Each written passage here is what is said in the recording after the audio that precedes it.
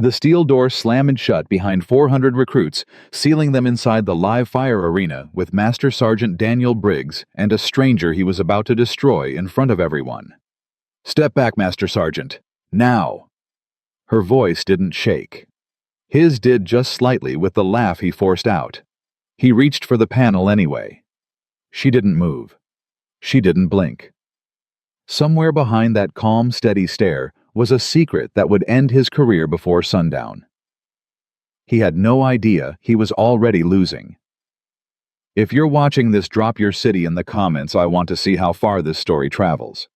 And if you believe quiet people are often the most dangerous ones in the room, hit subscribe before we begin. The morning sun hadn't even cleared the water towers at Fort Benning before the heat made itself known, pressing down on 400 recruits standing in tight formation across the gravel yard outside Hangar 12. Boots shuffled. Someone coughed. Nobody spoke above a whisper, because everybody who'd been through 8 weeks of advanced combat assessment under Master Sergeant Daniel Briggs knew better than to draw his attention on the final day. Briggs walked the line like a man inspecting cattle he already owned. 6'2" shoulders like a door frame, a jaw that looked carved rather than grown. 20 years in, and not one recruit, not one junior instructor, not one visiting officer had ever publicly questioned him. That wasn't pride talking. That was just the math of fear. "Listen up," he barked, his voice cutting clean across the yard. "Today, the Army's decided we need a computer to tell us who can fight." A ripple of nervous laughter. "Don't worry." He continued pacing. "I've been doing this since before half of you were potty trained. No machine's gonna tell Daniel Briggs what real combat looks like." That's when the side door of Hangar 12 opened and she walked out. Dr. Evelyn Carter, 32 years old. No uniform, just plain charcoal tactical pants and a fitted gray shirt sleeves rolled to the elbow, a tablet tucked under one arm like a schoolteacher carrying lesson plans. She had short dark hair, pulled back calm brown eyes, and the unhurried walk of someone who had never once needed to prove she belonged in a room. Briggs took one look at her and grinned at his recruits like he'd just been handed a punchline. "This her," he said loud enough for the back row to hear. "This the genius who's going to revolutionize Army combat training." Evelyn didn't flinch. She crossed the yard, stopped a respectful 5 feet from him, and extended a hand. "Dr. Evelyn Carter, I'll be overseeing the calibration of the Adaptive Combat Assessment System today." Briggs looked at her hand like it was something he'd stepped in. He didn't shake it. "Calibration," he repeated, tasting the word like it offended him. "You ever fired a weapon outside a lab, Doctor?" "I have," Evelyn said simply. No elaboration, no defensiveness, just fact delivered flat and moving past. That should have told him something. It didn't. She turned toward the hangar where technicians were running cables into a massive black dome structure. The new arena, 80 feet across, ringed with sensor towers and overhead projection rigs that could conjure entire battlefields out of light and motion tracking algorithms. It was the most expensive piece of training equipment the Army had ever fielded, and it was at that exact moment, blinking a soft amber warning light on its primary control terminal. Evelyn noticed it instantly. Briggs didn't. "Master Sergeant," she said, stepping toward the panel, "before anyone enters, I need to flag something. The arena's biometric synchronization hasn't completed its final handshake. The system isn't ready for live evaluation yet." "Says the light." Briggs scoffed, already moving past her toward the panel like she was furniture. "Says the protocol," Evelyn said, and for the first time, there was an edge under the calm, thin, but unmistakable like a blade wrapped in cloth. "If you activate it now, the threat response calibration will be unstable. People could get hurt." Briggs stopped, turned, looked at her the way a man looks at a fly that's landed on his sandwich. "Doctor," he said loud enough that every recruit in the yard could hear it. "I've run live fire shoot houses since you were doing your homework. I think I know when a room's safe." He reached for the activation switch. Evelyn's hand came up, not touching him, just hovering, a gesture that asked rather than demanded. "Master Sergeant," she said quietly, "I strongly recommend you step back." The yard went dead silent. 400 recruits frozen, waiting to see what kind of man laughed at a warning like that. Briggs smirked. The recruits laughed with him, a nervous, contagious ripple that swept the formation like wind through wheat. Nobody in that yard understood what they were witnessing. They thought they were watching a civilian get put in her place.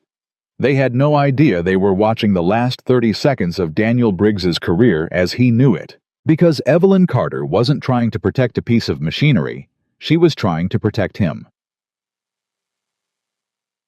"Fine," Briggs said, flipping the panel cover open with a theatrical flourish.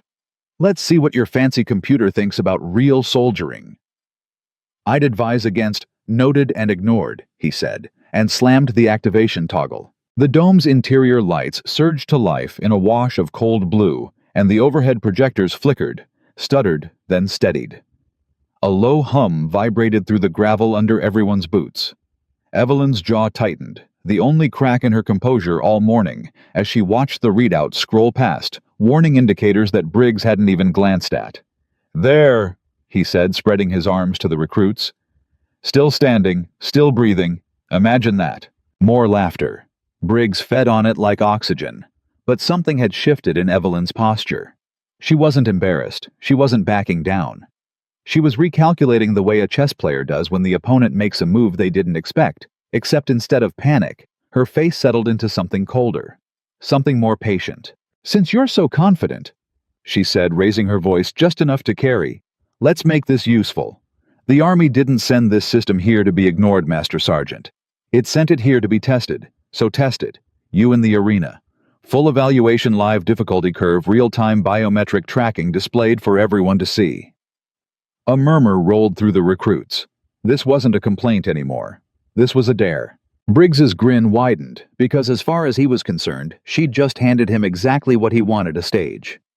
"And if I finish clean," he said, "then I'll personally recommend the program incorporate 20 years of practical experience like yours into the algorithm," Evelyn said. "But if the system identifies critical failures in your decision-making, you acknowledge them, publicly. To your recruits, no spin." Briggs laughed a short, sharp bark. "And what do you get out of this, Doctor, if I fail, which I won't?" Evelyn's eyes didn't waver. "If you fail," she said, "I enter the same course myself immediately after you on the hardest setting it allows. No exceptions, no second attempt. We'll let 400 witnesses decide who actually understands combat." The yard erupted into murmurs, recruits turning to each other in disbelief. A woman who'd shown up in plain clothes and a tablet had just bet her credibility against the most feared instructor on base in front of his own students. Briggs extended his hand this time. He wanted the handshake, now wanted it filmed, wanted it remembered as the moment he humiliated the system and the woman who believed in it. "Deal," he said. "Strap me in." The recruits crowded the viewing rail in a tight semicircle as technicians fitted Briggs with a slim biometric harness, heart rate, eye-tracking reaction time sensors woven into a vest no thicker than a t-shirt. He flexed his shoulders like a boxer before a title fight, soaking in the attention, throwing winks at recruits he recognized. "Watch and learn," he told them. "This is what 20 years looks like." The dome's interior dissolved into a dense urban street. Narrow alleys, shattered windows. A children's bicycle tipped on its side near a burning trash barrel that wasn't really there, but looked, felt, sounded like it was. The projection technology was good enough that several recruits actually gasped.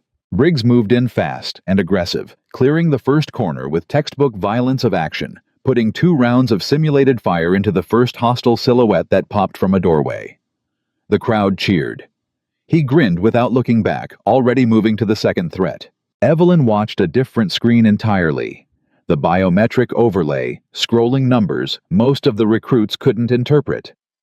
Heart rate climbing faster than the exertion justified. Pupil dilation spiking unevenly. Decision latency numbers ticking upward by milliseconds that would mean nothing to an untrained eye and everything to her. "He's not slowing down," murmured one of the technicians beside her. "He's not supposed to," Evelyn said softly.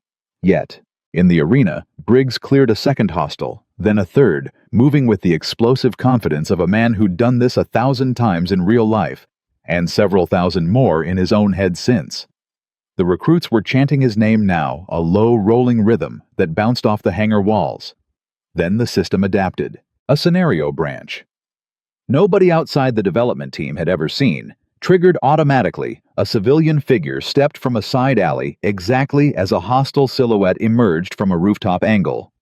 Both targets appearing within the same half-second window, forcing an instant threat prioritization decision that the earlier simpler drills had never demanded. Briggs hesitated. It was less than a second. To the recruits cheering along the rail, it looked like nothing.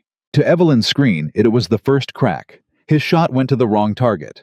The system flagged it immediately, a soft electronic tone, almost gentle, almost apologetic, informing the room that Master Sergeant Daniel Briggs had just simulated killing a civilian.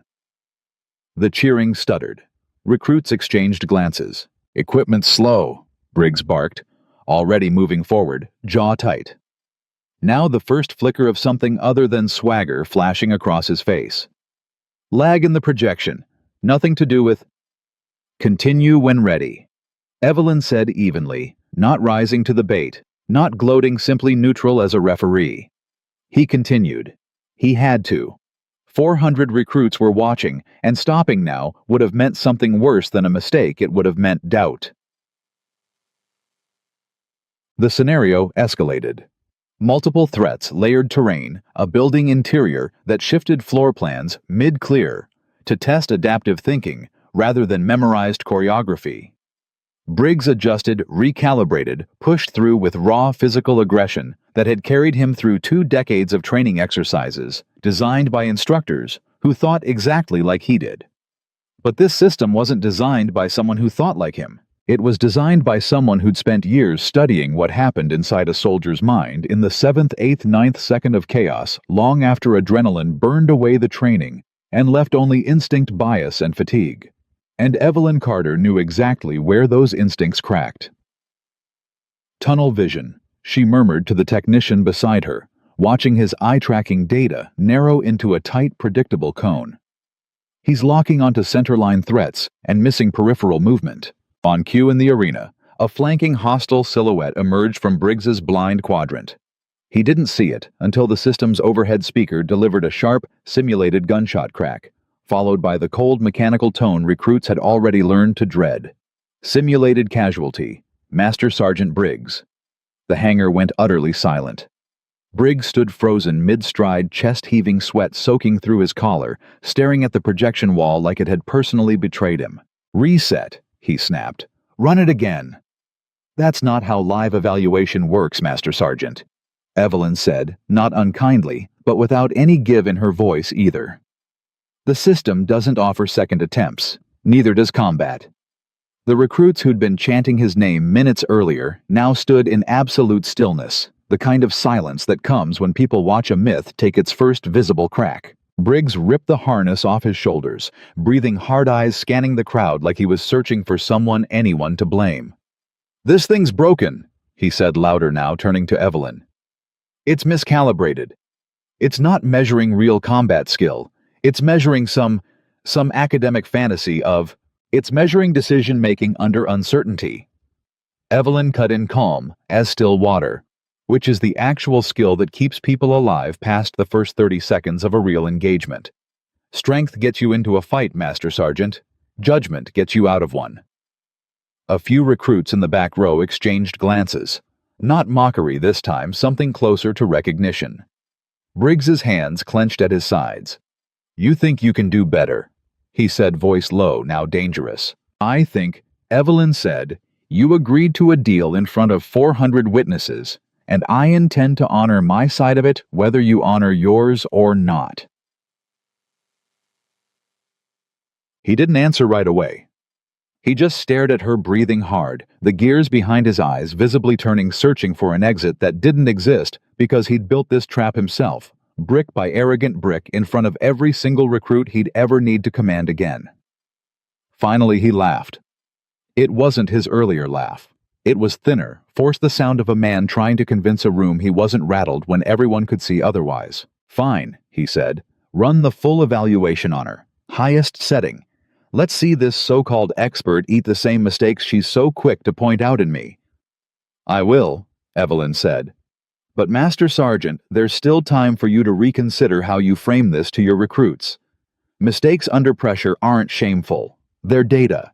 What you do with them next is what actually matters. Save the lecture, Briggs snapped, stepping back from the harness rig, arms crossed, jaw set hard enough to crack walnuts.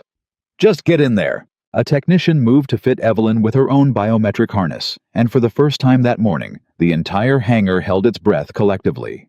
400 young soldiers suddenly unsure which version of this story they were about to watch unfold. The humiliation of an arrogant instructor, or the humiliation of an academic who'd bitten off more than she could chew. Evelyn slipped off her gray shirt's outer layer, revealing a fitted athletic undershirt beneath the kind of practical clothing that suggested she'd done this before in places far more dangerous than a training hangar at Fort Benning. A few recruits noticed a thin scar along her left forearm, pale and old, the kind that didn't come from a laboratory accident. Briggs noticed it too. For just a moment, something flickered behind his irritation. Something that almost looked like doubt. She stepped toward this harness rig tablet handed off to a technician, tying her hair back tighter. Highest setting, she confirmed. Highest setting. The technician repeated, voice tight with disbelief, because the highest setting had never actually been run on a live human subject in this facility. It had only existed in simulation testing a scenario complex enough that the development team had nicknamed it, half-jokingly, the Wall, because nobody cleared it without serious training scars to show for it. Briggs caught the technician's hesitation. Something wrong, he demanded. No setting's ever been cleared, the technician admitted. Not even by special operations evaluators during system testing. A ripple of unease moved through the recruits. Briggs's mouth opened some half-formed protest, building the first genuine flicker of concern crossing his face, not for himself anymore, but for what he might have just set into motion. But Evelyn was already walking toward the dome entrance, calm, unhurried, the gray morning light catching the edge of that old scar on her forearm one more time before the heavy door sealed shut behind her with a hydraulic hiss that echoed through the silent hangar like a held breath finally released. 400 recruits pressed against the viewing rail. Briggs stood frozen near the control panel, hand hovering uselessly over a switch he no longer felt entitled to touch. And inside the dome, alone, surrounded by darkness, waiting to become something far more dangerous than anything the arena had thrown at him. Dr. Evelyn Carter closed her eyes for exactly 1 second, breathed out slowly, and whispered 4 words that nobody outside the dome could hear. Let's show them then. The lights surged on. The dome's interior reconstructed itself in half a second, and the first thing the system threw at her wasn't a target. It was a scream. A recorded civilian voice distorted just enough to feel real, ripping through the speakers from somewhere above and to the left.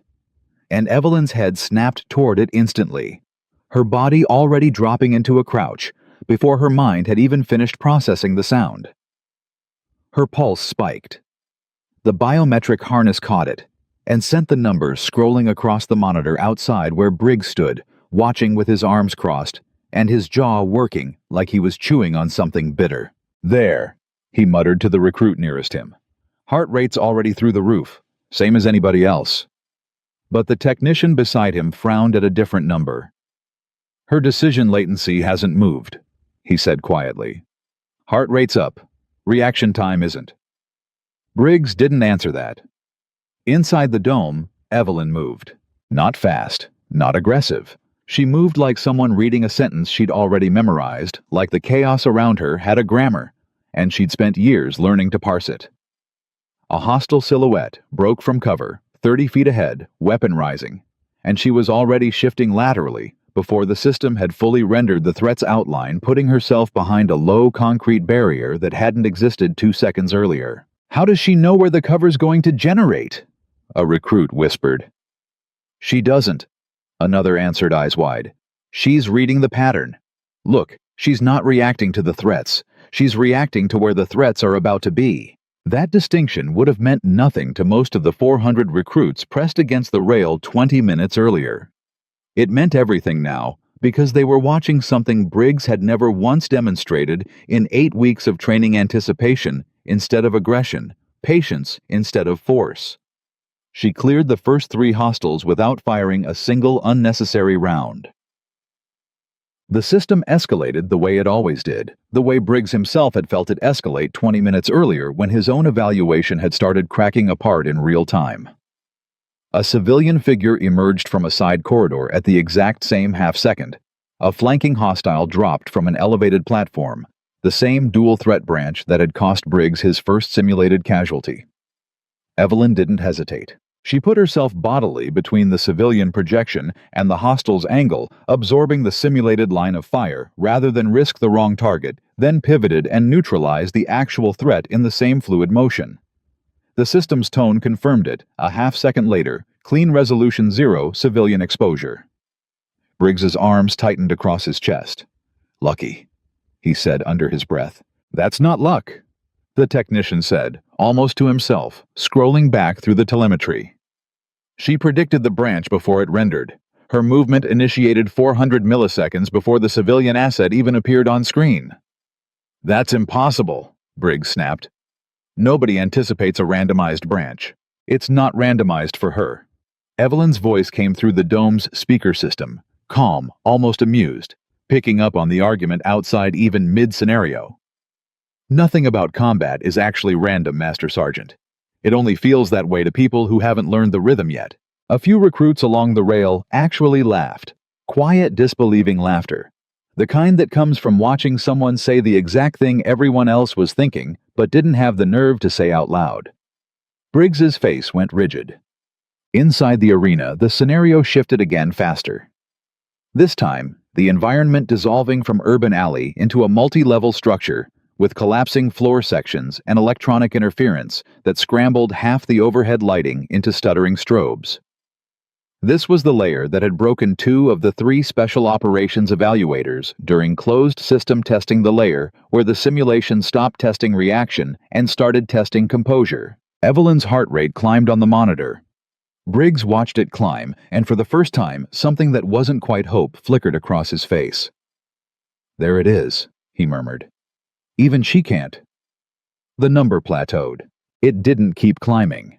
It held steady, elevated, but controlled the signature the system's algorithm flagged in its notes as trained stress regulation, a marker Evelyn herself had written the definition for in a research paper 4 years earlier, though nobody outside that hangar's development team would have recognized the terminology. Inside the strobing chaos, Evelyn cleared 2 more hostiles, took cover from a structural collapse event that sent simulated debris raining down around her and didn't break stride. Her breathing, visible through the harness's chest sensor, stayed measured. In, out, in, out. The same rhythm a sniper uses between heartbeats, though nobody outside that dome had any reason to make that connection yet. "She's not just passing this," the technician said, voice tight with something between disbelief and reverence. "She's clearing it clean." "Don't say that," Briggs snapped. "I'm not saying it to upset you, Master Sergeant. I'm reading the telemetry." Briggs said nothing. His knuckles had gone white where his arms crossed over his chest. The final phase of the highest setting activated with no warning, a hostage scenario layered directly on top of an active firefight, 3 civilian figures positioned among 4 hostiles, all of them moving, all of them requiring real-time threat reassessment with every step. This was the phase the development team hadn't even let their own engineers run live. This was the phase that existed purely as a theoretical ceiling, a benchmark nobody expected an actual human being to face for years. Inside the dome, Evelyn went still for exactly 1 second. Outside, every recruit at the rail held their breath. "She's frozen," someone whispered. "She's not frozen." Evelyn's own voice corrected calmly through the speaker, like she could hear the doubt forming even through reinforced walls. "I'm reading the room before I move into it. That's the difference between hesitation and discipline, and it's the difference most people never learn until it's already cost them someone." Then she moved, and the recruits at the rail would talk about the next 40 seconds for years afterward, long after they'd become officers and rangers and instructors themselves, long after Daniel Briggs had become a story they told new recruits as a cautionary tale, rather than the legend he'd built his career on. She moved through the scenario like water finding the only path down a mountain, not the fastest path, not the most aggressive path, but the only path that left every civilian standing and every hostile down. 3 precise eliminations, executed with a calm that looked almost gentle, almost tender, the complete absence of wasted motion or wasted force. The final hostile dropped. The dome's overhead system chimed a tone nobody in that hangar had heard before, because nobody had ever triggered it. Scenario complete. 0 civilian exposure. 0 collateral. Perfect threat resolution. Time officially, the fastest clean clearance the system had ever logged. The hangar exploded into stunned, scattered applause that built quickly into something louder. 400 recruits who'd spent 8 weeks being told that strength and aggression were the only currencies that mattered, suddenly watching a woman in a plain gray shirt rewrite that lesson in front of their eyes. Briggs didn't clap. Briggs stood frozen, staring at the dome's heavy door as it began its hydraulic release, his chest rising and falling like a man who'd just watched the ground shift permanently beneath him. The door hissed open. Evelyn stepped out into the hangar light, sweat-damp but composed. Pulling the biometric harness off her shoulders with the same unhurried efficiency she'd shown all morning. She didn't look triumphant. She didn't look smug. If anything, her expression carried something closer to weariness, like she'd just done something necessary rather than something satisfying. The recruits' applause faltered into silence as she crossed back toward Briggs, because everyone in that hangar understood without needing to be told that the next 30 seconds would determine what kind of man Daniel Briggs actually was underneath 2 decades of intimidation. "Master Sergeant," Evelyn said quietly, stopping in front of him. "We had a deal." Briggs's jaw worked. For a long moment he said nothing, and the silence stretched long enough that several recruits shifted uncomfortably, half expecting him to explode to find some new excuse, some new target for his anger. Instead, his eyes dropped to the floor. "The equipment's not broken," he said, voice low, rough barely audible past the first few rows. "Is it?" "No," Evelyn said. "It isn't. And what you just did in there." He stopped, swallowed hard, started again. "That wasn't luck. That wasn't some fluke calibration error." "No," Evelyn said again gently this time. "It wasn't." Briggs lifted his head, and for the first time since the recruits had arrived that morning, his expression held something other than arrogance. It looked unmistakably like a man recognizing he'd built his entire identity on a foundation that had just been quietly, decisively proven smaller than he'd believed. "Who are you?" he said, and it wasn't really a question anymore. It was closer to a confession. Before Evelyn could answer, the hangar's side doors swung open, and the sound of brisk, authoritative footsteps cut across the gravel boots that carried rank the kind of walk 400 recruits had been trained since basic to instinctively straighten up for. Base Commander Colonel Reyes strode in flanked by 2 aides, his expression unreadable, his eyes immediately locking onto the scene unfolding in the center of the hangar. "Master Sergeant Briggs," Reyes called out, voice carrying easily across the silent yard. "I was told there was some kind of incident with the new evaluation system." Briggs straightened on reflex old habits overriding the humiliation still written across his face. "Sir, there was a demonstration of the system's calibration, some unexpected results." Reyes's eyes shifted to Evelyn, and something flickered across his face. Not surprise exactly, but recognition, the kind that comes from a man who'd done his homework before walking onto a training field. "Dr. Carter," he said, and his tone carried a weight that made every recruit's ears prick up, because Colonel Reyes didn't address civilian contractors with that particular note of deference, not unless they weren't really contractors at all. "Colonel," Evelyn replied with the easy familiarity of 2 people who'd crossed paths somewhere far more serious than a training hangar. Briggs's head turned slowly between them, confusion replacing humiliation on his face. "You 2 know each other," he said.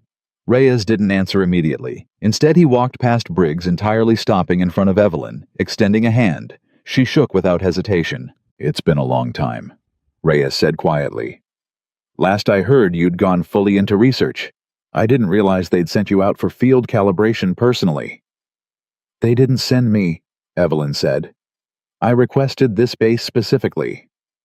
That single sentence landed in the silent hangar like a dropped weight. Briggs's eyes narrowed. "Requested? Why?" Evelyn turned to face him fully now, and for the first time all morning, something in her calm composure shifted. Not anger, not satisfaction. Something closer to old, careful patience finally given room to surface. Because 8 months ago, she said, a formal complaint crossed my desk. A recruit named Private Marcus Webb, who washed out of this program in week 3, claiming the evaluation process here had been manipulated to fail candidates who challenged certain instructors on procedural grounds. The complaint was dismissed by base leadership as unsubstantiated. Briggs went very still. "I don't know anything about that," he said too quickly. "I didn't say you did," Evelyn replied evenly. "Yet." The word hung in the air, like a blade not yet dropped. Colonel Reyes's expression had hardened into something unreadable. The particular stillness of a commanding officer, realizing a situation had layers he hadn't been briefed on. "Dr. Carter," he said carefully, "are you telling me this evaluation wasn't purely a system calibration visit?" "It was both," Evelyn said. "The system did need calibration. That part was true. But I also needed to observe this specific facility's instructor conduct under live conditions, because paperwork complaints are easy to dismiss. Biometric evidence in front of 400 witnesses is considerably harder to argue with." Briggs's face had drained of color. "You're saying I manipulated evaluations," he said, voice tight, defensive in a way that sounded less like outrage now and more like fear. "I'm saying," Evelyn said, "that for the past 3 years, every recruit who scored highly enough to formally challenge your training methodology on safety grounds has washed out within 2 weeks of filing that challenge. 5 separate cases, all dismissed as performance failures. All 5 recruits, when I reviewed their original assessment scores, were performing in the top 15% of their cohort before their challenges were filed." A wave of murmurs swept through the recruits, low and uneasy, the sound of 400 people recalculating everything they thought they understood about the man who'd spent 8 weeks shaping their futures. "That's a coincidence," Briggs said, but his voice had lost its certainty. "Maybe," Evelyn said. "That's exactly why I'm here instead of simply filing a report based on paperwork. I wanted to see for myself whether Master Sergeant Daniel Briggs was a brilliant old-school instructor whose methods simply clashed with modern evaluation standards." She paused.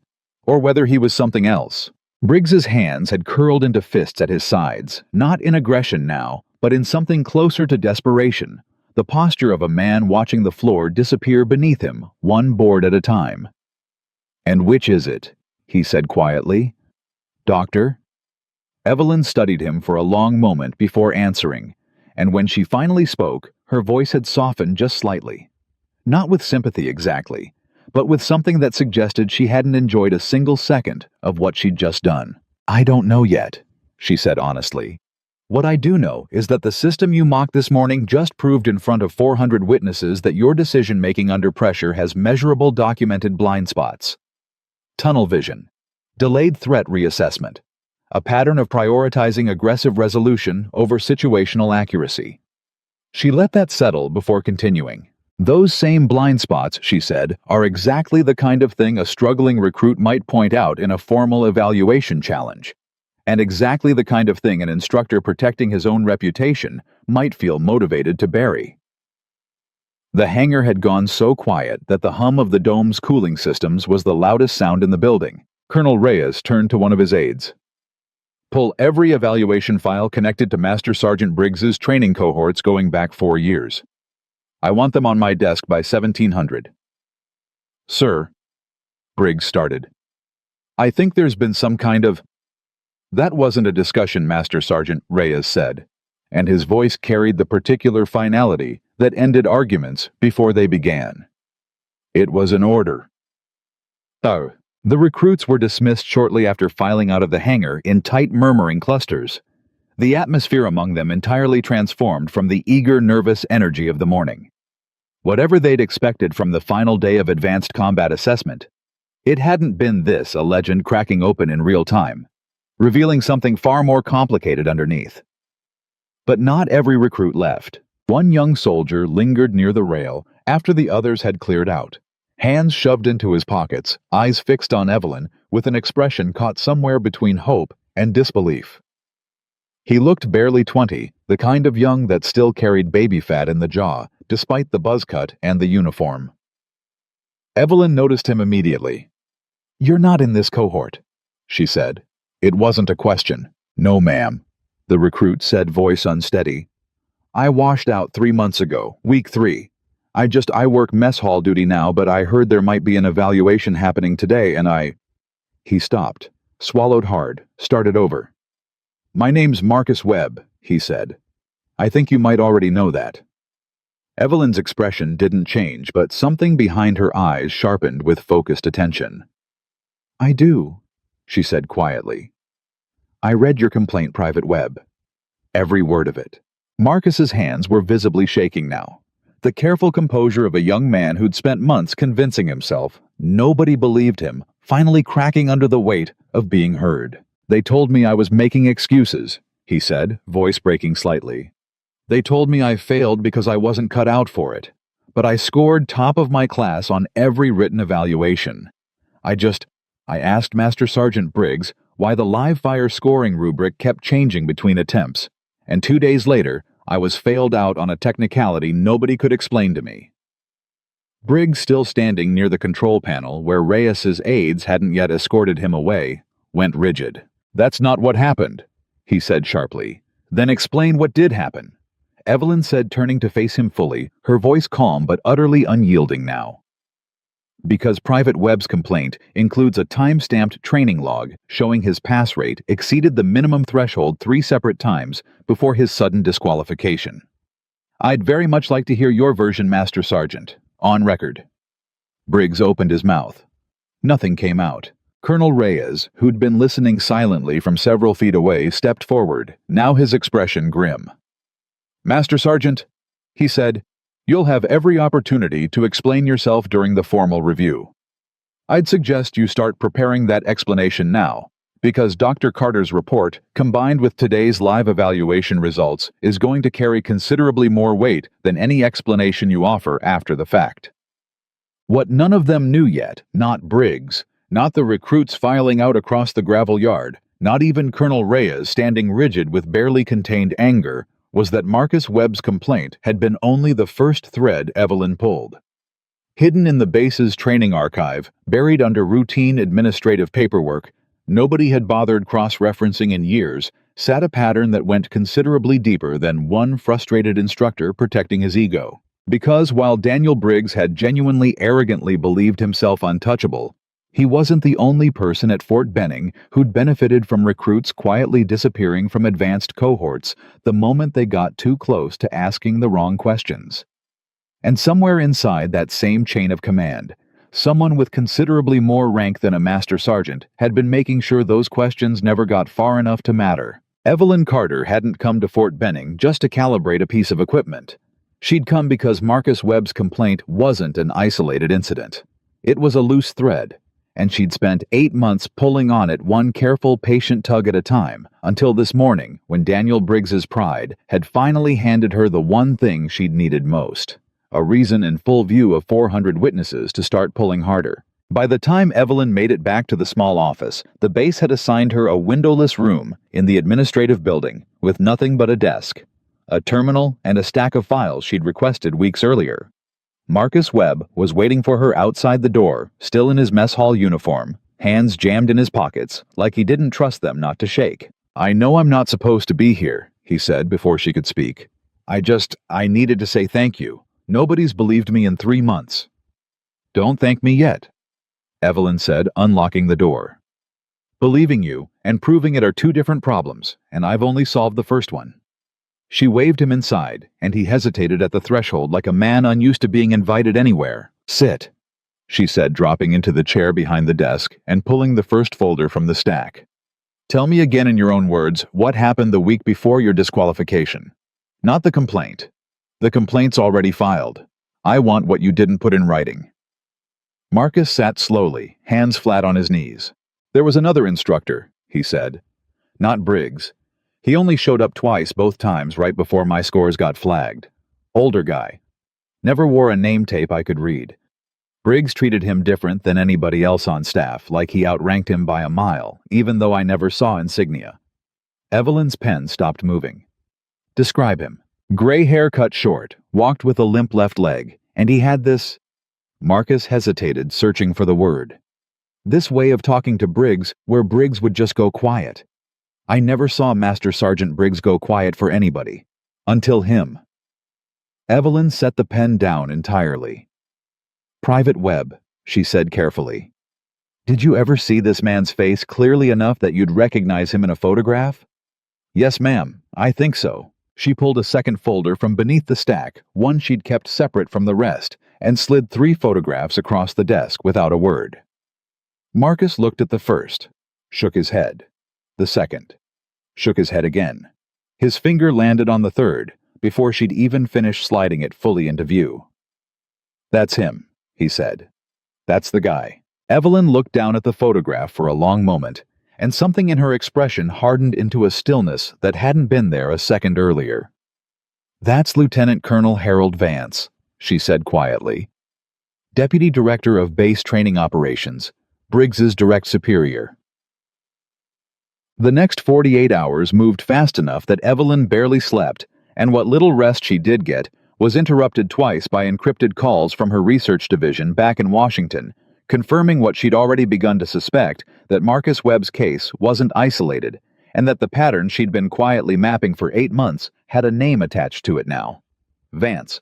5 recruits over 3 years, each one disqualified within days of raising procedural questions about evaluation fairness. Each disqualification signed off not just by Briggs, but countersigned by Vance himself, buried under a stack of routine administrative paperwork that nobody had bothered cross-referencing because nobody had reason to look. Until now. Evelyn sat across from Colonel Reyes in his office on the second morning, a thick folder open between them, his expression growing darker with every page he turned.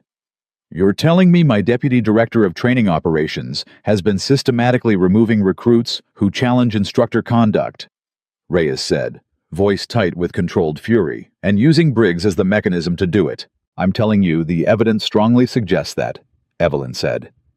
Briggs isn't innocent, Colonel. His methods were aggressive, outdated, and his decision-making showed measurable blind spots under pressure. The evaluation proved that conclusively. But I don't believe Briggs orchestrated this. I believe he was used. A loyal, intimidating instructor who didn't ask questions when his superior told him a recruit needed to fail. Reyes leaned back, rubbing a hand across his face. And what does Vance get out of removing high-performing recruits? That's the question I haven't fully answered yet, Evelyn admitted. But every recruit on this list scored in the top percentile on tactical decision-making assessments. Every one of them also happened to be slated before their disqualification for advanced placement into specialized training pipelines that Vance personally controls admission to. She let that settle. Someone's been controlling who advances into those pipelines, she said, and it isn't merit deciding it. Reyes's jaw tightened. Specialized pipelines feed directly into classified programs. If admission's being manipulated, then someone's deciding who gets access to sensitive training based on something other than capability, Evelyn finished. And I think Daniel Briggs just found out this morning in front of 400 witnesses exactly how deep that decision tree goes. Char. The knock on Reyes's office door came hard and fast, 3 sharp raps that cut through the tension like a slap. An aide leaned in, face pale. Sir, Master Sergeant Briggs is requesting to speak with Dr. Carter. Says it's urgent. Reyes glanced at Evelyn.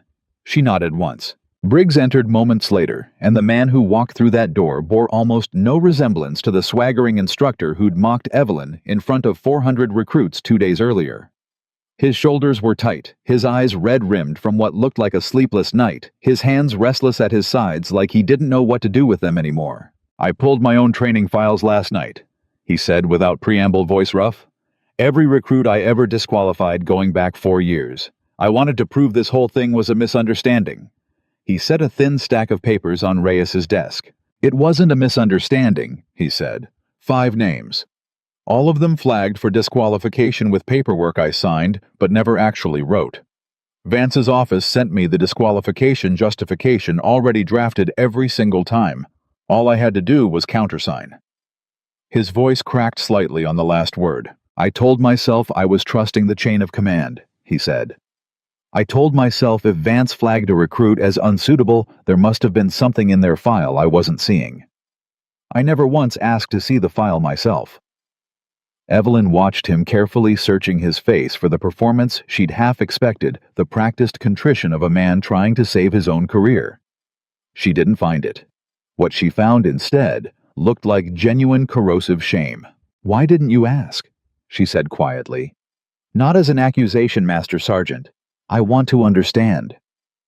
Briggs's eyes dropped to the floor.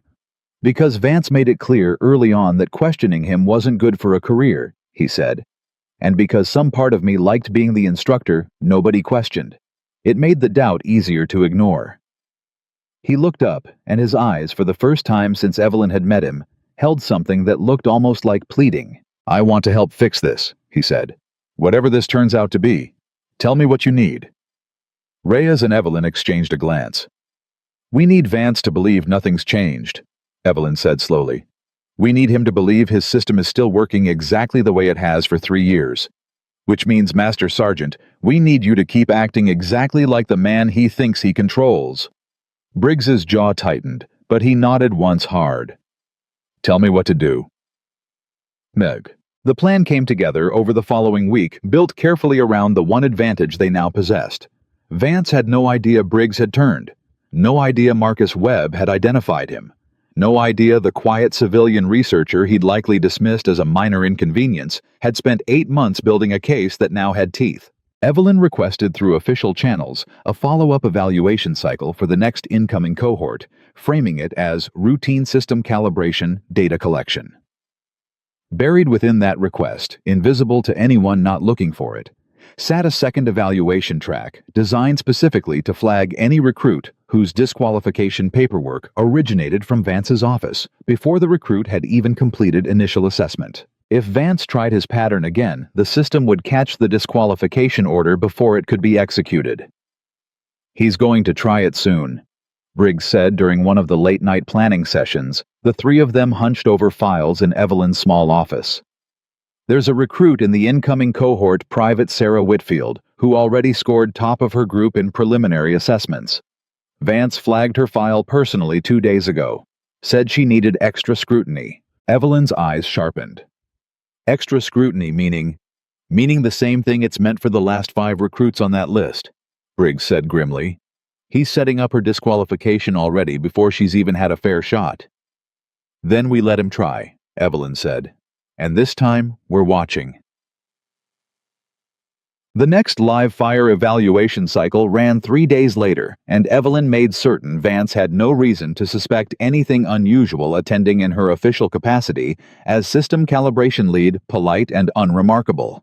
Exactly the role he'd assumed she occupied since the day they'd first crossed paths in the hangar. Vance arrived midway through the morning session, walking with the slight limp Marcus had described. Gray hair cropped close, his presence immediately commanding a different kind of deference than Briggs's had ever required, quieter, colder, the kind of authority built on something other than physical intimidation. He found Briggs near the observation rail and pulled him aside, voice low enough that the recruits couldn't hear, though Evelyn's position near the control terminal put her close enough to catch fragments. Whitfield's scores are too clean, Vance was saying. I want her flagged before end of day, standard procedure. Understood, sir, Briggs said, and Evelyn watched him swallow whatever instinct screamed at him to do. Otherwise, watched him perform the same loyal compliance he'd shown for years, because the entire plan depended on Vance believing nothing had changed. But what Vance didn't know was that the moment he walked away, satisfied, Briggs pulled out his phone and sent a single text to Evelyn's terminal. He just gave the order. On record. I got it on audio. Evelyn's pulse steadied, rather than spiked the particular calm of a trap finally closing. Private Sarah Whitfield's disqualification paperwork landed on Vance's desk for signature that same afternoon, and this time when it crossed into the digital system for processing, it triggered the secondary evaluation track Evelyn had quietly built into the architecture a week earlier. An automatic flag fired directly to Colonel Reyes's terminal. Within the hour, Reyes, Evelyn, and two members of the base's Inspector General's office were sitting in a closed conference room with the disqualification paperwork, Briggs's recorded audio, Marcus Webb's original complaint, and 4 years of cross-referenced files spread across the table. "This is enough to open a formal investigation," one of the IG officers said, flipping through the documentation with growing disbelief. "More than enough. Colonel Vance has been systematically blocking high-performing recruits from advanced training pipelines and falsifying disqualification justifications to cover it." "Why?" Reyes said, voice tight. "What's the motive recruits failing out doesn't benefit him personally. There's no financial trail here." Evelyn had been quiet through most of the meeting, but now she spoke, her voice carrying the particular weight of someone who'd finally connected the last piece. "It's not about the recruits failing," she said. "It's about who replaces them in those pipeline slots." She pulled a final document from her folder, sliding it across the table. "Every recruit Vance disqualified," she said, "was replaced in the advanced pipeline by a candidate from a very specific recommendation list. A list controlled entirely by a private defense contractor named Meridian Tactical Solutions, which happens to have paid Vance's brother-in-law a consulting fee of $40,000 in each of the last 3 fiscal years." The room went utterly silent. "He wasn't failing recruits at random," Evelyn said. "He was clearing space in classified training pipelines for candidates a private contractor wanted placed there. Candidates who'd later be positioned for recruitment straight out of those programs, with security clearances and specialized training. Meridian could then sell back to the government at a premium through private contracts." Reyes stared at the document like it had personally betrayed him. "He's been selling access to military training pipelines," he said slowly, "by sabotaging the careers of soldiers who actually earned their place." "Yes," Evelyn said quietly. "And Briggs was the loyal instrument who made it look clean. A man too proud and too intimidating for anyone to question signing off on paperwork he never fully read, because questioning the chain of command had been trained out of him years before I ever walked into that hangar." Briggs, sitting at the far end of the table, had said almost nothing through the entire meeting, his face carrying the particular gray exhaustion of a man watching the full scope of his own complicity laid bare in real time. When he finally spoke, his voice came out rough, barely above a whisper. 5 careers, he said. 5 soldiers who earned their place and got robbed of it because I never once questioned the man giving me orders. 6 almost, Evelyn said. If Whitfield's paperwork hadn't been flagged today, she'd have been gone by sundown. Briggs's hands curled into fists on the table, not in anger this time, but in something that looked closer to grief. "What happens now?" he said.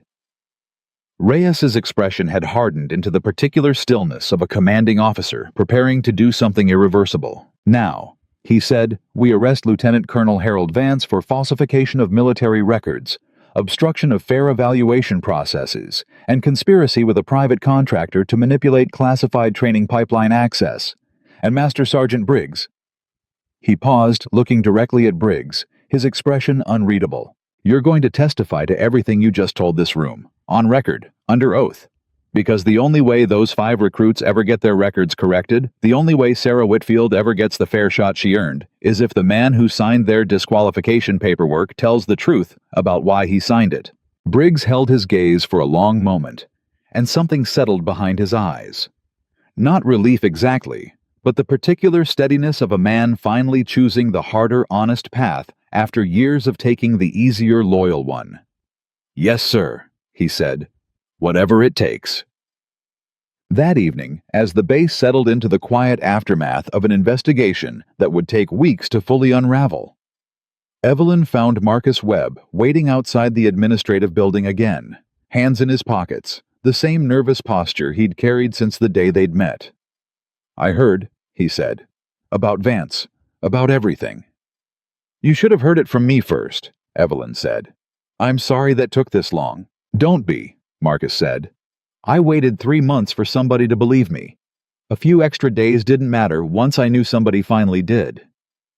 Evelyn studied him for a moment, something thoughtful crossing her face.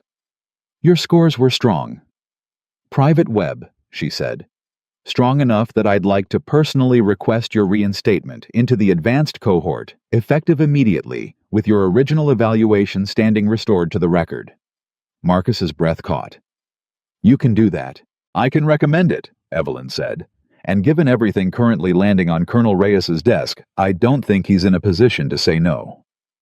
For the first time since she'd met him, Marcus Webb smiled the kind of smile that came from a young man finally allowed to believe his own truth had mattered. But as Evelyn turned to head back toward her office, the weight of everything still ahead settled heavily across her shoulders. The formal arrest still to come, the testimony still to be given, the 4 other recruits whose records still needed correcting. And somewhere out there, a defense contractor named Meridian Tactical Solutions, who had no idea yet that the quiet woman in plain tactical clothes had just pulled the first thread that was about to unravel considerably more than one corrupt colonel's career. Vance's arrest happened at 6 in the morning, 2 military police flanking him as he stepped out of his quarters in civilian clothes, coffee still in hand, his expression shifting from irritation to disbelief to something colder once he saw Colonel Reyes standing behind them with a warrant. This is a mistake, Vance said, voice clipped controlled the same cold authority Marcus had described weeks earlier. Whatever you think you've found, you're misreading it. $40,000 a year to your brother-in-law from Meridian Tactical Solutions isn't something I'm misreading, Colonel, Reyes said. Neither is 6 years of falsified disqualification paperwork with your signature on it. Vance's jaw tightened, but he said nothing further, allowing the MPs to lead him away with the rigid posture of a man already calculating his next move rather than accepting defeat. Evelyn watched from a distance, arms crossed, feeling none of the satisfaction she'd expected after 8 months of careful work. He's not going to go quietly, she said to Reyes once the vehicle pulled away. Men like that don't fold, they negotiate. Then we make sure he has nothing left to negotiate with, Reyes said. The investigation moved fast once it had official backing. The kind of speed that only comes when a base commander personally wants answers, and an entire inspector general's office suddenly has resources reallocated toward one case. Within 72 hours, forensic auditors had traced the full financial relationship between Vance and Meridian Tactical Solutions back 4 years, well beyond the 5 recruits Evelyn had originally flagged. The number that came back stopped everyone in that conference room cold. 11. The lead auditor said, sliding a printed summary across the table. 11 recruits disqualified under Vance's direct signature over 4 years, all of them scoring in the top tier of their cohorts. All of them replaced in advanced training pipelines by candidates pulled from Meridian's recommendation list. 11! Briggs repeated, voice hollow. He'd been present for every session of the investigation so far, insisting on it sitting quietly through hours of testimony and document review, like a man determined to absorb the full weight of what he'd allowed to happen under his watch. I only signed 5 of those disqualifications. The other 6 predate your assignment to this training cohort, the auditor confirmed. Different instructors, same pattern. Vance simply found a new instrument each time his previous one rotated out or asked too many questions. Evelyn felt something cold settle in her chest. Different instrument, she repeated. Meaning there were instructors before Briggs who pushed back. 2, the auditor said, checking another page. 1 transferred to a different base 18 months ago, citing personal reasons. 1 resigned entirely 2 years back, no explanation given in the official record. Reyes's expression darkened. Find them. I want statements from both today, if possible.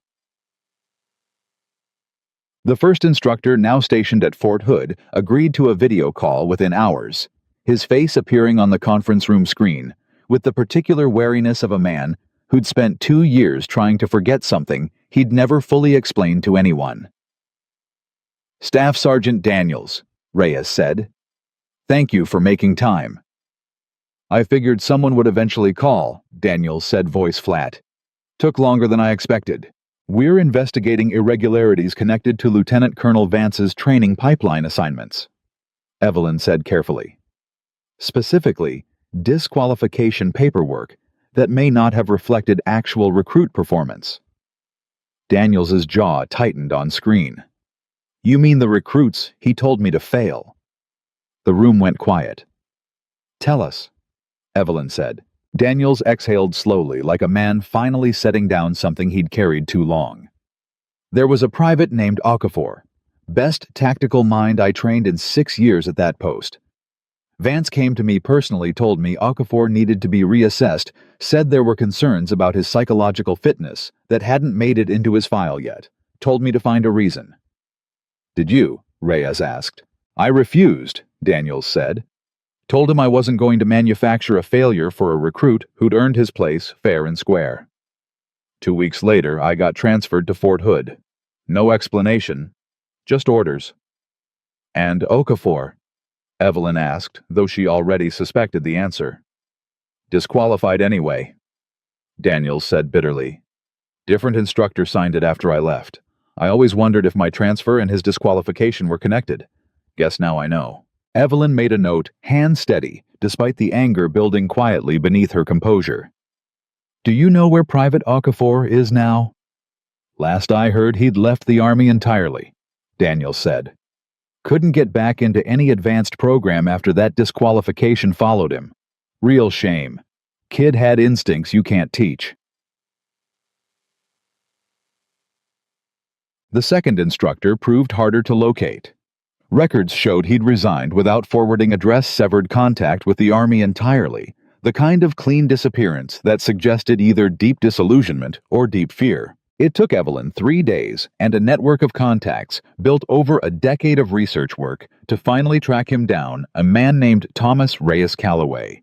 No relation to the colonel, despite the shared surname, now working construction in rural Georgia, living quietly under circumstances that made it clear he'd wanted to stay invisible. She drove out personally, rather than send official correspondence, understanding instinctively that a man who'd vanished this completely wouldn't respond well to military letterhead. He answered the door of a small rented house, warily recognition flickering across his face the moment she introduced herself. You're the one running the investigation, he said. It wasn't a question. Word travels even out here. I'd like 5 minutes, Evelyn said. About Lieutenant Colonel Vance. Something shifted behind his eyes. Fear, exhaustion, and underneath both, something that looked like relief at finally being asked. Come in, he said. I figured this day might come eventually. What Thomas Reyes Calloway told her over the next hour reframed the entire scope of what Evelyn had believed she was investigating. It wasn't just disqualifications, he said, sitting across from her at a kitchen table, scarred with years of use. Vance wasn't just clearing space in advanced pipelines for Meridian's candidates. He was specifically targeting recruits who showed exceptional aptitude in counter-surveillance and behavioral analysis training. Evelyn went very still. Why those specific skills? Because Meridian doesn't just place candidates into specialized military programs, Thomas said. They use those programs as a pipeline straight into private intelligence contracting. Recruits with strong counter-surveillance instincts are worth a fortune to private intelligence firms once they've got military-grade training behind them. Vance wasn't just selling access. He was curating talent for a private buyer. You're saying this isn't corruption for personal profit, Evelyn said slowly. You're saying this is systematic talent siphoning from military training programs into private intelligence contracting. That's exactly what I'm saying, Thomas said. I figured it out 18 months before I quit. Tried to report it through proper channels. Got told my concerns were noted and would be addressed. 2 months later, my own performance review started getting flagged for problems that didn't exist. I read the writing on the wall and got out before they could do to me what they were doing to those recruits. Evelyn's mind was already racing ahead, connecting threads that had seemed separate just hours earlier. Did you ever get documentation? Anything that named specific recruits or specific transfer points to Meridian? Thomas hesitated, then rose from the table, disappearing into a back room for several minutes before returning with a worn manila envelope, edges soft from handling. I kept copies, he said, just in case. 18 months of internal memos, recruit files, correspondence between Vance and someone at Meridian named Patricia Hollis. I never had the nerve to send it anywhere because I didn't trust the chain of command not to bury it the way they buried my complaint. Evelyn took the envelope with hands that wanted to shake, but didn't. "Mr. Reyes Calloway," she said quietly, "this might be the single most important piece of evidence in this entire investigation." "Just promise me something," Thomas said, voice rough. "Promise me this doesn't disappear the way my career did." "It won't," Evelyn said.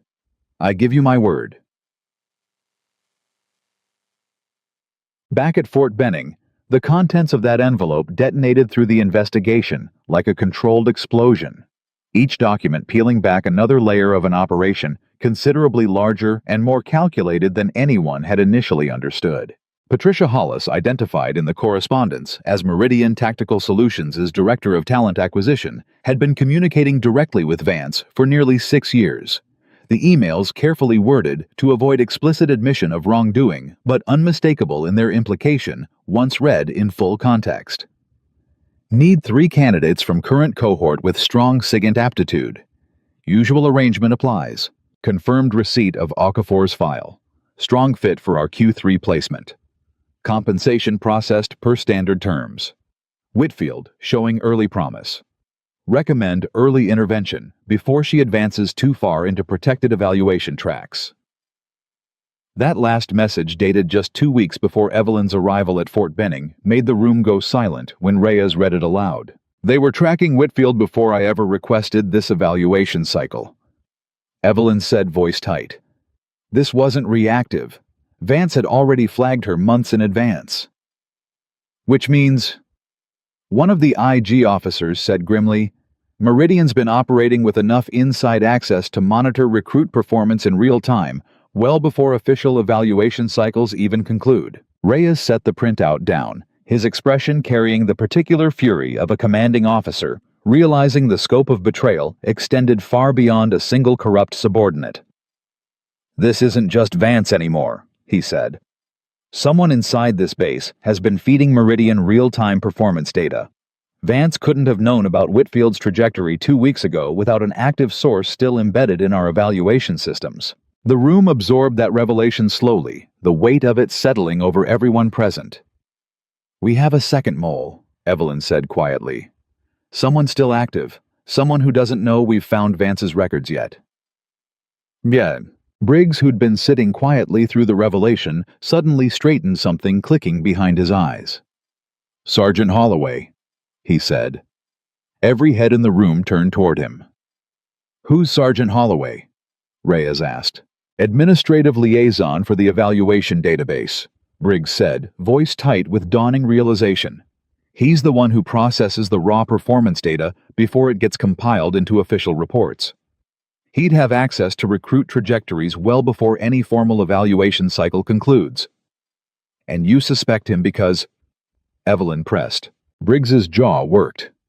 "Because 3 weeks ago, he asked me almost casually whether I thought Whitfield's preliminary scores were going to hold up through the full cohort cycle. At the time, I thought he was just making conversation. Now I'm wondering if he was confirming something for somebody else." Reyes was already reaching for his phone. "Pull Holloway's database access logs for the last 6 months. Cross-reference timestamps against every email in that Meridian correspondence."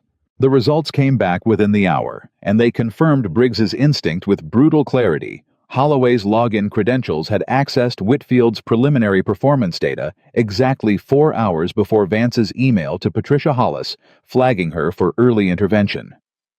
"That's our second mole," Reyes said grimly. "Bring him in. Quietly. I don't want word of this spreading through the base before we've secured him." Sergeant Holloway didn't resist when MPs escorted him into the same conference room hours later, but his composure cracked the moment he saw the printed evidence spread across the table, the email correspondence, the access logs, his own digital fingerprints laid bare in irrefutable detail. "I want a lawyer," he said immediately, voice shaking. "You'll have one," Reyes said. "But understand something first, Sergeant. We already have everything we need to convict you of unauthorized data disclosure and conspiracy to compromise classified personnel evaluations. The only question left is whether you cooperate now and demonstrate genuine remorse, or whether you let Vance's lawyers paint you as an equally culpable conspirator when this goes to court." Holloway's hands trembled visibly. "I didn't know what they were using the data for. Vance told me it was for a research partnership. Performance benchmarking. I didn't know recruits were getting disqualified because of what I sent. You're telling me you never wondered, Evelyn said quietly, why a research partnership needed real-time access to individual recruit trajectories instead of aggregate anonymized data. Holloway's silence answered the question more honestly than words could have. I needed the money. He finally admitted, voice barely above a whisper. My daughter's medical bills. Vance offered me $800 a month for data nobody seemed to be using for anything harmful. I told myself it was harmless. I told myself it didn't matter. 11 recruits lost their careers because of data you provided. Evelyn said, not unkindly, but without softening the weight of it either. It mattered. Holloway broke down fully, then the particular collapse of a man who'd spent months convincing himself of a lie, finally forced to confront its real cost. I'll tell you everything, he said. Every detail. Just please, my daughter needs me. I can't go away for years. That's not a decision any of us in this room control, Reyes said. But full cooperation now will matter considerably more than silence later. Holloway's testimony, once it began flowing, opened doors the investigation hadn't even known existed. Meridian Tactical Solutions. It turned out wasn't operating in isolation. Holloway named 2 additional contacts within Meridian's organization provided financial transfer records he'd kept as a form of insurance against exactly this scenario, and most critically identified a 4th base across the country, where he believed a similar arrangement had been operating for years. Fort Campbell, he said. I overheard Vance on a call once mentioning a counterpart there. Someone named Drescher. I don't know rank, don't know first name. Just that conversation. Reyes's expression had gone past anger now into something colder, more focused. This isn't isolated to Fort Benning. No, Evelyn said quietly. This was never isolated. Vance was one node in a larger network, which means this investigation just expanded considerably beyond what either of us expected when I requested this evaluation cycle 8 months ago. The following days blurred into a relentless sequence of interviews, evidence compilation, and coordination calls with federal investigators who'd been brought in once the scope of the conspiracy became undeniable.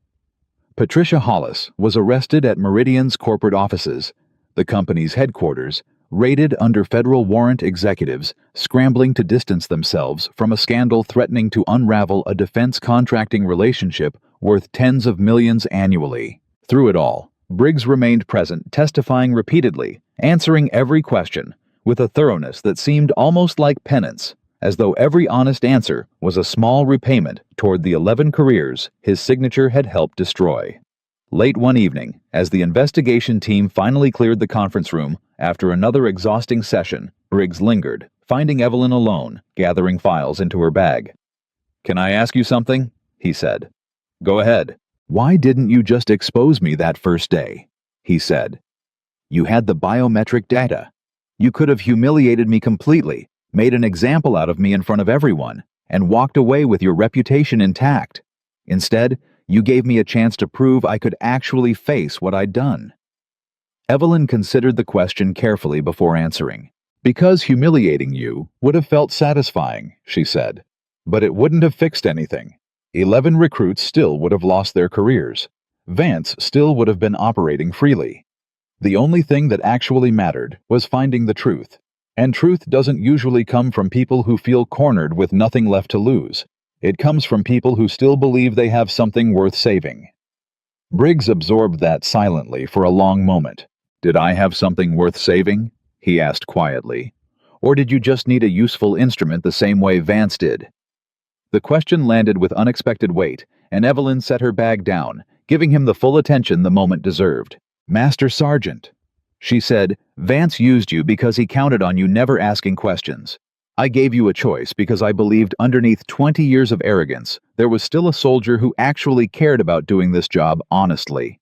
The difference between being used and being trusted is whether the person extending the opportunity believes you're capable of choosing right. Briggs' eyes glistened, though he blinked it away quickly, old habits of composure reasserting themselves even now. I want to make this right, he said. Not just testify. I want to personally reach out to every recruit on that list. Apologize. Help however I can to get their records corrected. That's not something I can authorize, Evelyn said. But it's something I genuinely respect you for doing. 3 weeks into the investigation, with Vance's formal court-martial proceedings underway and Meridian's federal indictment moving through the early stages of prosecution, Colonel Reyes called Evelyn into his office for what she initially assumed would be another routine briefing. It wasn't. I received a call this morning, Reyes said, from the Pentagon. They want a full briefing on this investigation, and they specifically requested you present it. Apparently your name carries more weight up the chain than I think you've let on, Dr. Carter. Evelyn's expression remained neutral, though something behind her eyes flickered with old, careful caution. I've worked with several offices in Washington over the years, she said. That's an understatement, Reyes said, sliding a folder across his desk. I did some digging of my own, Doctor.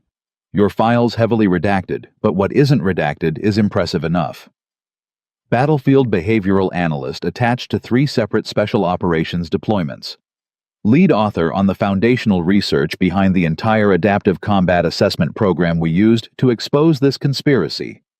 You didn't just calibrate a system, did you? You built it. Evelyn was quiet for a long moment. I built it because I watched too many capable soldiers die from decisions made under pressure that better training could have prevented, she said finally. I spent years embedded with units who trusted instinct over data, and I watched good people pay the price for instincts that weren't actually as reliable as they believed. The system isn't about replacing soldiers' judgment, Colonel.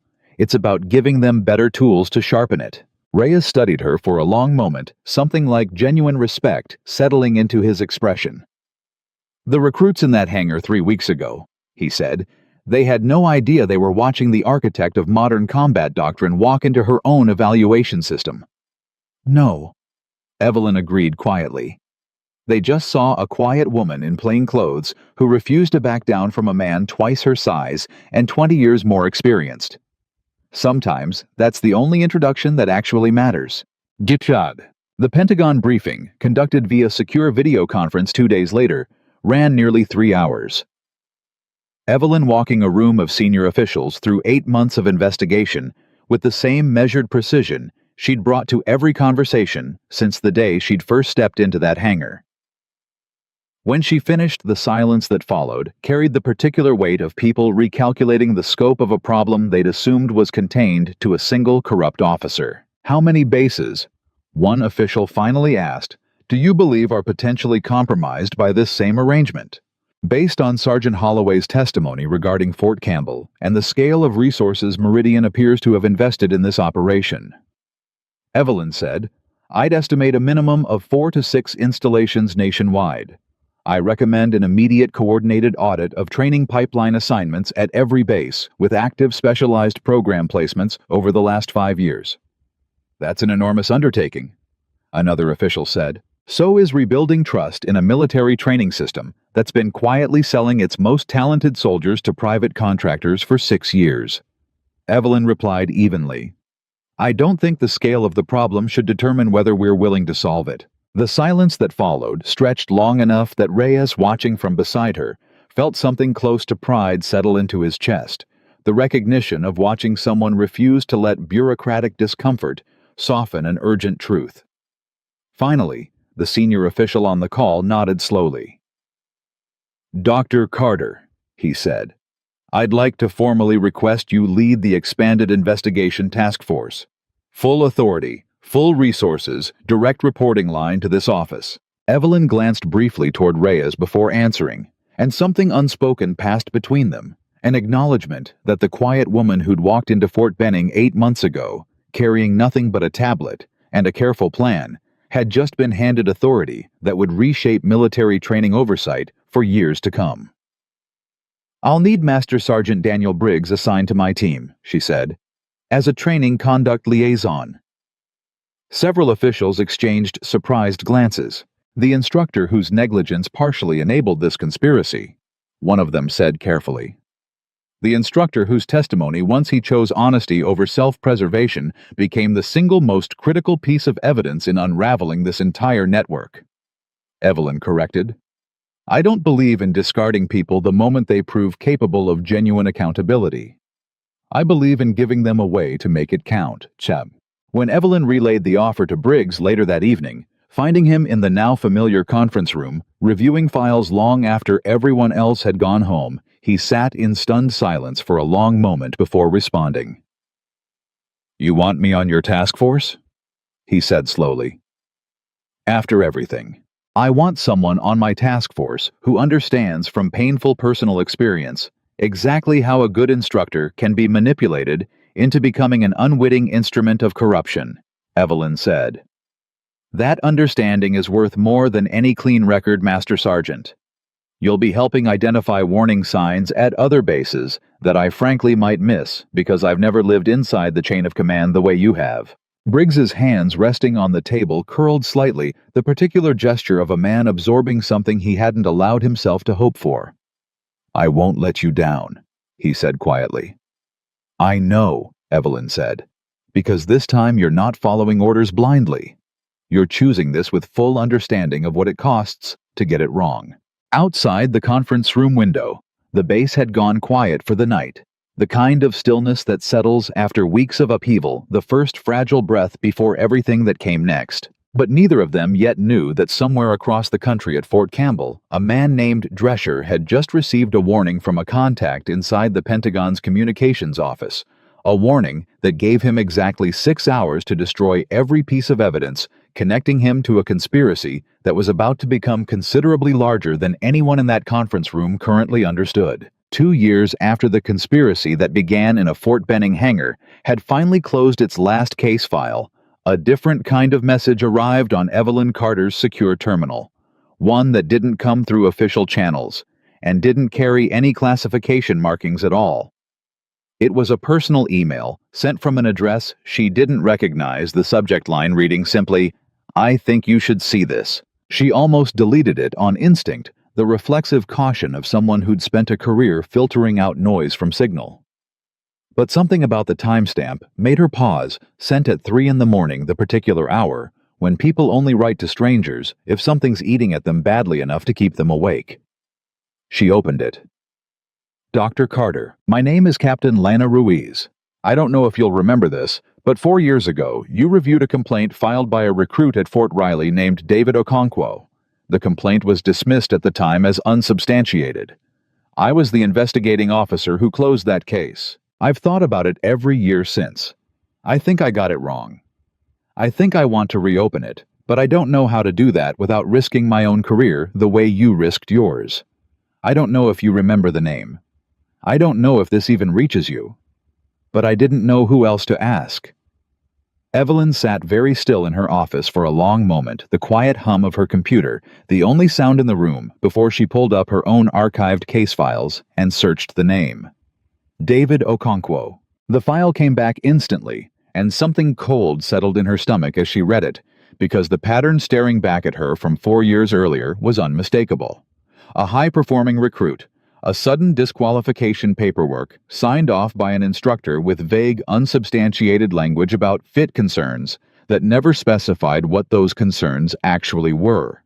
It was the same shape as everything she'd uncovered at Fort Benning and Fort Campbell, except this case predated Vance's network entirely, which meant either the pattern was older and more widespread than even her most exhaustive investigation had revealed, or something far more troubling, that someone somewhere had studied what happened to Vance and Drescher, and quietly adjusted their methods to avoid detection. She picked up her phone and called Daniel Briggs. He answered on the second ring, his voice carrying the easy familiarity of two people who'd spent 4 years building something neither of them had expected out of the wreckage of that first conspiracy. Not quite friendship, not quite mentorship, something closer to two soldiers who'd survived the same battle and never stopped checking on each other afterward. "It's late," Briggs said, "or early depending on how you're counting. I need you to look at something," Evelyn said, already forwarding the email and the case file to his terminal. "Fort Riley, 4 years ago, before any of this started." There was a pause while he read the silence stretching long enough that Evelyn could picture him exactly jaw-tightening the way it always did when something reminded him of the man he used to be. "This is before Vance," he finally said. "Before any of the network we mapped. That's what worries me. Evelyn said. Either this predates the conspiracy entirely and represents a separate, older problem, or someone learned from watching Vance go down. Briggs finished grimly. Learned exactly what got him caught and adjusted. I need to go to Fort Riley, Evelyn said, quietly, before whoever's responsible has any reason to suspect we're looking. I'm coming with you, Briggs said immediately. Don't argue. You know I'm right. Captain Lena Ruiz met them 3 days later at a coffee shop. Off base, civilian clothes, nervous energy radiating off her in waves, she clearly hadn't expected to feel walking into what should have been a simple conversation. I almost didn't send that email, she admitted, hands wrapped tightly around a cup she hadn't touched. I've been an investigating officer for 6 years. I know how to spot a thin case. David Okonkwo's complaint wasn't thin. I closed it anyway because my supervisor told me the instructor in question had an impeccable record, and questioning him would look like I was grasping at something that wasn't there. Who was the instructor? Evelyn asked. Ruiz hesitated, glancing around the empty coffee shop like the walls themselves might be listening. Lieutenant Colonel Marcus Aldridge, Training Operations Command. He's since been promoted. He's at the Pentagon now, overseeing evaluation standards policy across multiple installations. Briggs went very still. Pentagon, he repeated, overseeing evaluation policy. For the entire training command structure, Ruiz confirmed. If what happened to Okonkwo is connected to anything bigger, the person responsible isn't running one base anymore. He's writing the rules everyone else has to follow. The implication settled over the table like a physical weight. Evelyn had spent 4 years believing the conspiracy she'd dismantled, however painful, had been fully contained. Vance Drescher, the network exposed and prosecuted, the wound cauterized, even if it could never be fully healed. The idea that the underlying disease had simply migrated upward into a position with even broader reach threatened to undo every assumption she'd built her sense of closure around. Tell me everything you remember about Okonkwo's case, she said. Every detail, even ones that seemed unimportant at the time. Ruiz exhaled slowly, gathering herself. He was being considered for a classified linguistics and signals program. Scored highest in his cohort on every preliminary assessment. 3 weeks before the formal evaluation cycle concluded, Aldridge personally flagged him for what the paperwork called demonstrated inconsistency in operational judgment. No specific incident was ever cited. When I asked for documentation supporting the claim, I was told the assessment was based on instructor observation that didn't require additional substantiation. That's the exact language pattern Vance used, Briggs said quietly. Vague enough to avoid scrutiny. Official enough to survive a cursory review. There's something else, Ruiz said, voice dropping further. Okonkwo wasn't just disqualified.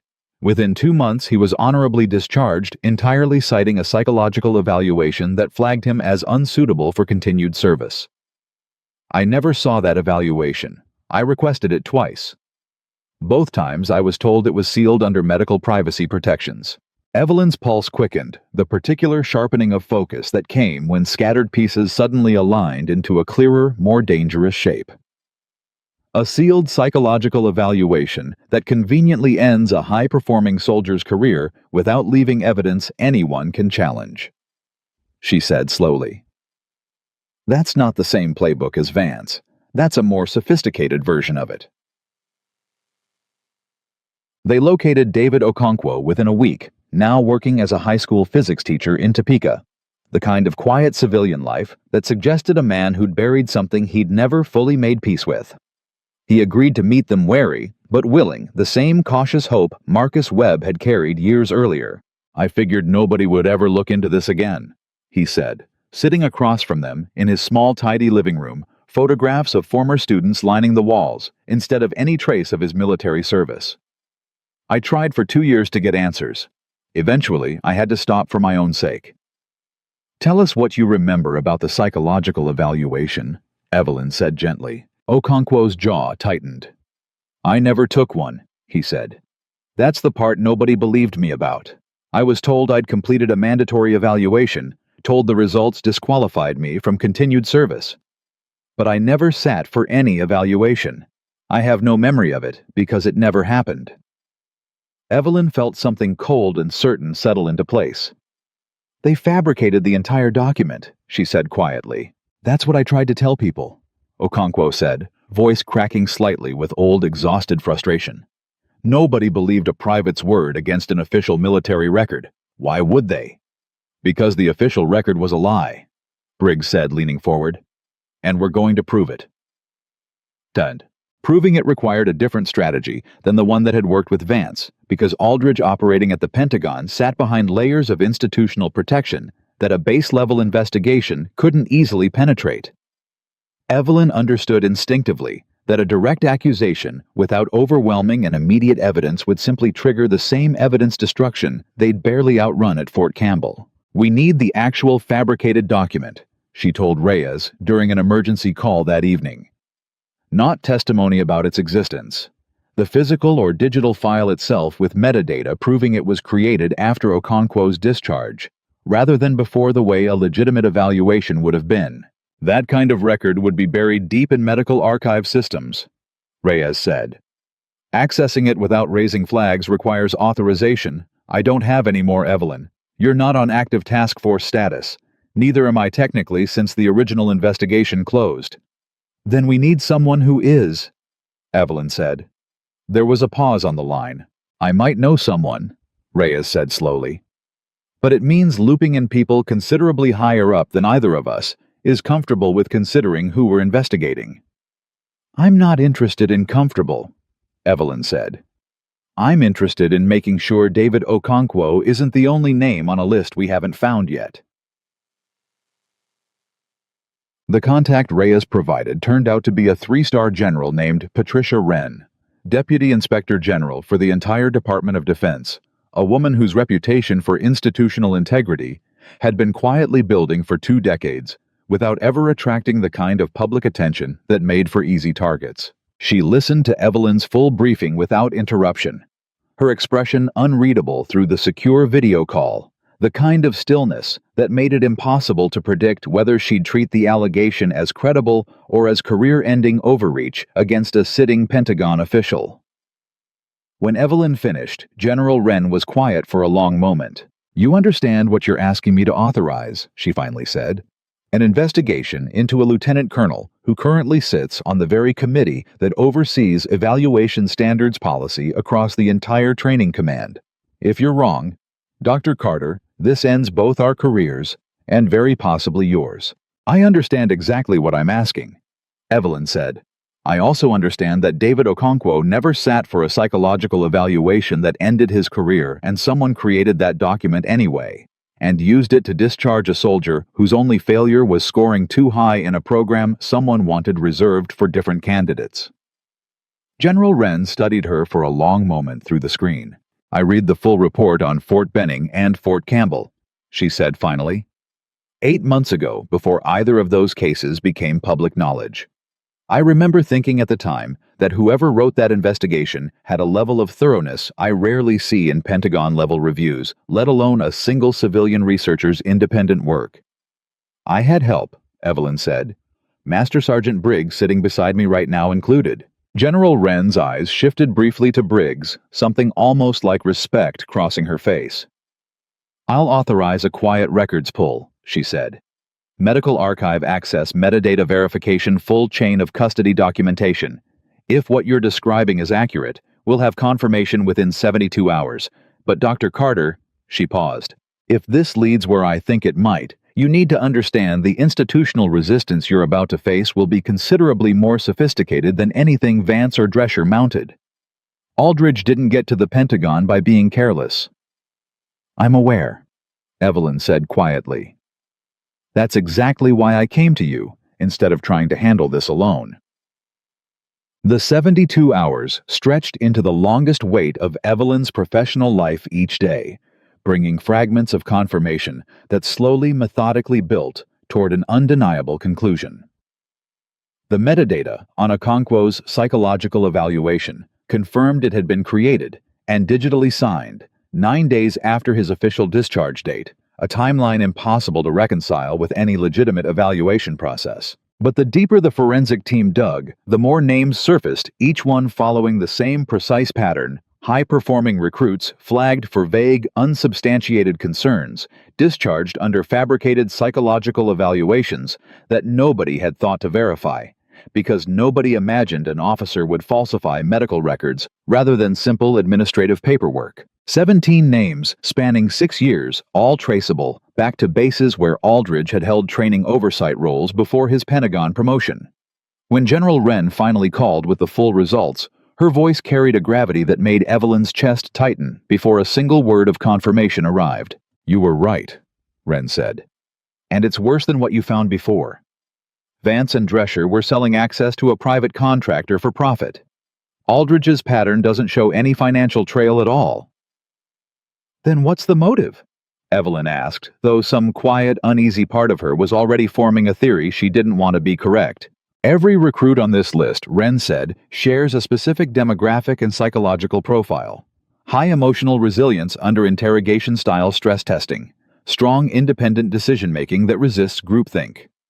Aldridge wasn't selling talent to a contractor, Dr. Carter. He was suppressing it, specifically eliminating soldiers whose profile suggested they'd be resistant to certain kinds of institutional influence." Evelyn felt the floor shift slightly beneath her. The particular vertigo of realizing a conspiracy she'd believed was about greed had actually been about something considerably more unsettling. "He was filtering out independent thinkers," she said slowly, "before they could advance into positions of influence." "That's our working theory," Wren confirmed. "And we don't yet know who, if anyone, he's been doing this for. Whether it's his own ideology, or whether, like Vance, he's serving someone else's interests, we haven't identified yet." The investigation that followed moved with a gravity entirely different from the one that had unfolded at Fort Benning, conducted with the kind of careful, deliberate secrecy that came from understanding the subject possessed both institutional power and the sophistication to detect surveillance long before a junior officer ever could. Evelyn found herself, for the first time since this work had begun, genuinely afraid, not for her own safety, though that concern existed too, but for the 17 soldiers whose careers had been quietly erased, and for the uncertain number of additional names that might still be hidden behind classification layers even General Wren's authority couldn't easily breach. Briggs noticed the toll it was taking on her during one of their late evening strategy sessions, the two of them alone in a secured Pentagon annex office that had become their temporary base of operations. "You haven't slept properly in a week," he said, not a question. "Neither have you," Evelyn replied, not looking up from the files spread across the desk. "I'm asking because I'm worried about you," Briggs said. "Not because I expect you to admit it." Evelyn finally set down the file she'd been reviewing, rubbing her eyes with the particular exhaustion of someone who'd been carrying too much weight for too long. "Vance and Drescher were corrupt men exploiting a system for money," she said quietly. "I understood that. Greed is simple. It has edges I know how to find. But this filtering out independent thinkers before they can advance, deciding which soldiers are too capable of resisting influence to be trusted with rank, that's not corruption, Daniel. That's something closer to ideology. And ideology doesn't have the same edges. It doesn't stop when you arrest one person because the belief survives the arrest." Briggs was quiet for a long moment, absorbing the weight of what she'd just articulated. "Then we make sure," he finally said, "that the system itself gets strong enough that it doesn't matter whose ideology tries to corrupt it next. That's what you built the adaptive evaluation program for in the first place, isn't it? Not just to catch one bad actor, to make the next one harder to hide." Something in Evelyn's expression softened slightly, the recognition of being understood by someone who'd once embodied everything she'd needed to dismantle, and had instead become one of the few people who genuinely grasped what she was trying to build. "Yes," she said quietly. "That's exactly what I was trying to do." The case against Lieutenant Colonel Marcus Aldridge moved forward over the following months. With the careful, methodical thoroughness the situation demanded, every piece of evidence triple verified before any formal action could be taken against a sitting Pentagon official with considerable institutional protection.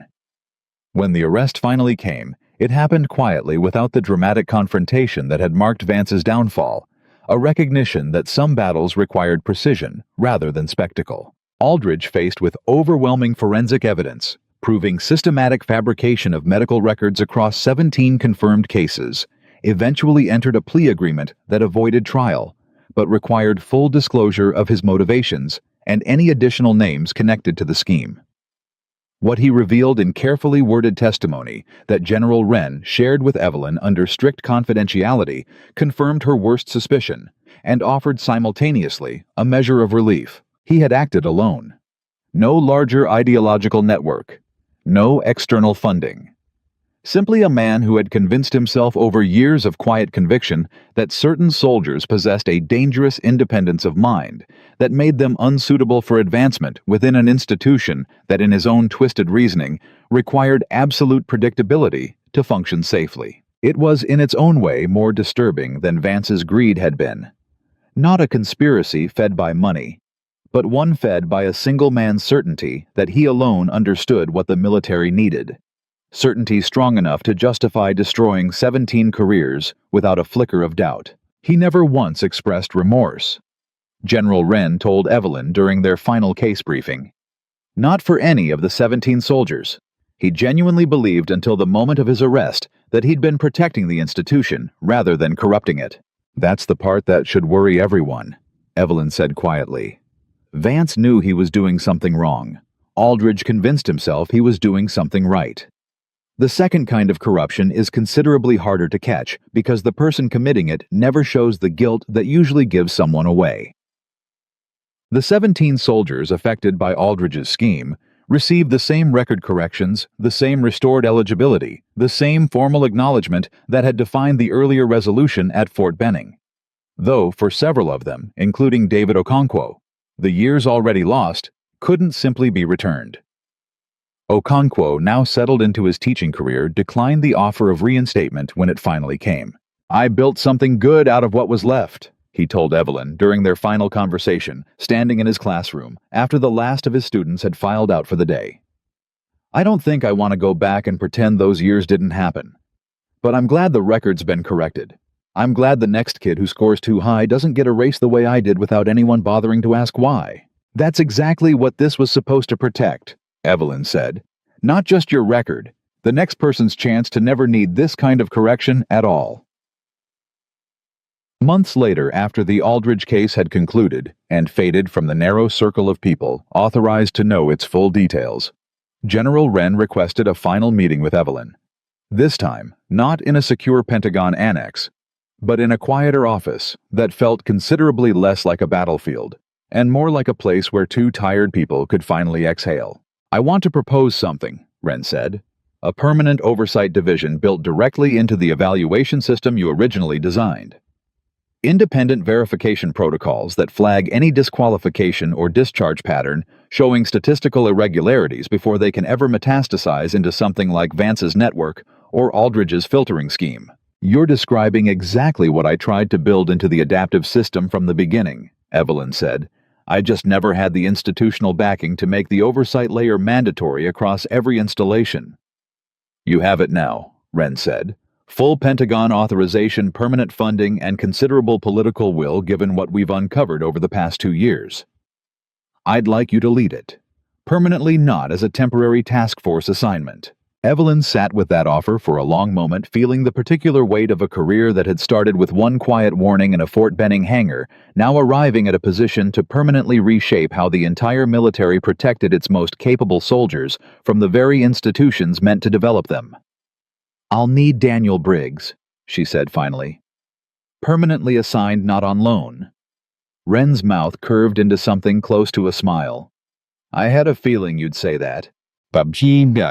When Evelyn told him later that evening, finding him exactly where she expected, reviewing case files with the same quiet diligence that had defined every month since that first morning he'd mocked her in front of 400 recruits. Briggs set down the folder he'd been reading and looked at her for a long, searching moment. "Permanent," he said. "Not temporary task force duty. Permanent." "Permanent," Evelyn confirmed.